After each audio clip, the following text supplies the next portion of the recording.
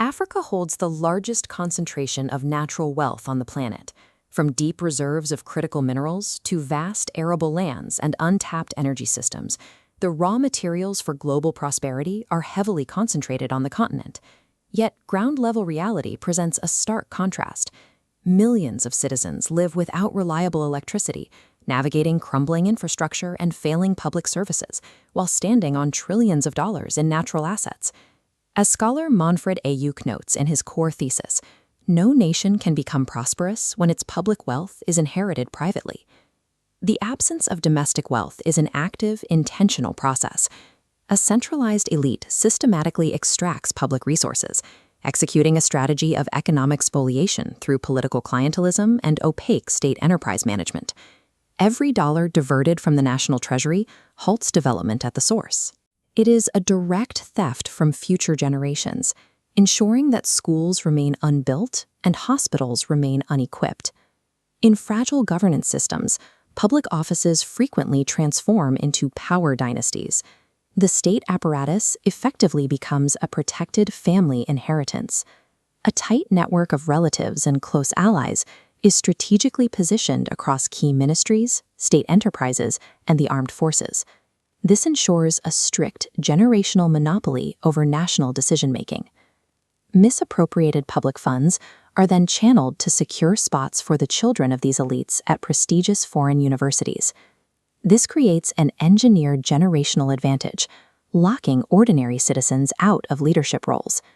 The mechanics of this extraction rely on fraudulent natural resource contracts, illicit financial flows, and networks of hidden offshore accounts. Until the state is decoupled from private family interests, the continent's natural abundance will continue to evaporate into foreign tax havens rather than building domestic infrastructure. Breaking this cycle requires a powerful, continent-wide legal instrument equipped to investigate grand corruption and recover stolen sovereign assets across borders. The proposed mechanism for this is the International African Court of Sovereignomy, or CAAS. Looking at this scale, we see the core rule of sovereign justice. If officials hold undeclared assets manifestly disproportionate to their legal income, they must transparently justify that wealth. If ruled illicit, those assets become legally recoverable, returning directly to the state treasury. This framework does not presume guilt.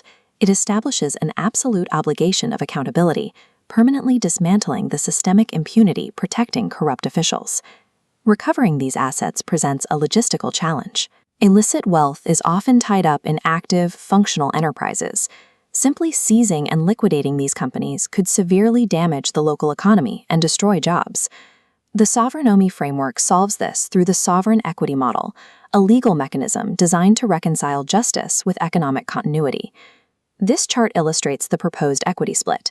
The state reclaims 75% of the capital, bringing the enterprise under public control, while 25% remains with legitimate heirs or beneficiaries, subject to judicial limits. Rather than punishing families collectively, this model instantly transitions recovered private wealth back into productive national capital, keeping businesses running while restoring state ownership. Repatriated funds lose their value if they disappear into new opaque bureaucracies or are burned on standard government operating expenses.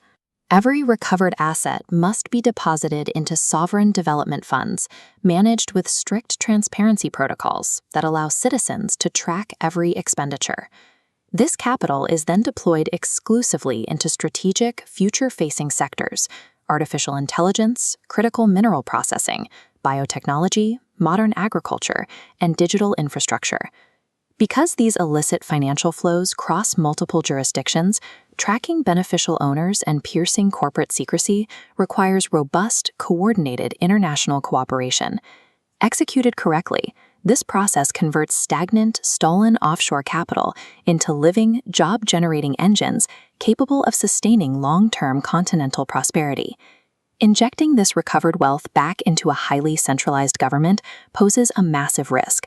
A top-heavy administrative structure invites a return to clientelism and theft. To protect these assets, the Sovereignomany doctrine mandates a shift to a federated democracy, a political structure designed to neutralize centralized patronage. This diagram maps the structural shift. Power diffuses from the center, ensuring that mayors, regional presidents, and governors are directly elected by local citizens rather than appointed by the national capital. Stripping the central government of appointment power fractures the monopolies held by entrenched political families. Local leaders become entirely reliant on and accountable to their immediate voters. Political decentralization operates as a strict economic safeguard. It builds local firewalls around sovereign assets, limits central overreach, and clears the path for regional entrepreneurship. Institutional integrity also requires educational reform. The elite grandes écoles must be integrated into the broader public university system, democratizing access to high-level academic excellence.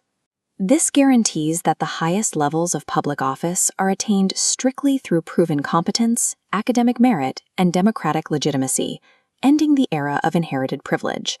The overarching philosophy of Sovereignomics is built on a single, uncompromising standard. Public office is a sacred mandate entrusted by the people, not a license for personal enrichment. La richesse publique appartient au peuple. La souveraineté protège cette richesse. La justice garantit son avenir.